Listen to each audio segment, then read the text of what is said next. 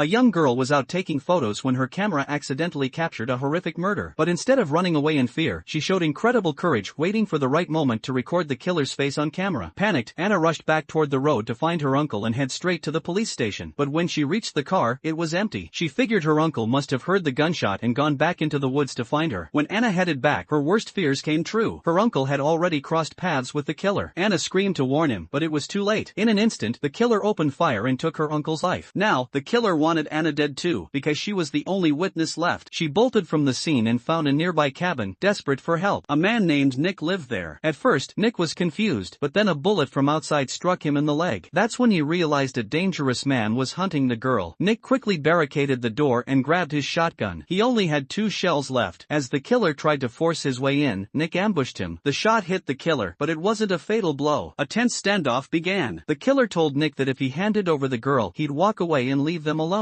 But Nick knew that giving her up meant certain death for Anna, so he flatly refused. While searching the lower floor, the killer found a letter revealing Nick's past. He used to have a happy family, but after his son died in a tragic accident, his wife left him. The grief had broken Nick, turning him into a recluse. The killer began taunting Nick, reading the letter aloud and calling him a coward. But then, Anna gave Nick the strength he needed, telling him that she could look up to him as a father. Hearing those words, Nick found his will to live and fight again. Suddenly, a police cruiser pulled up outside the house. But the killer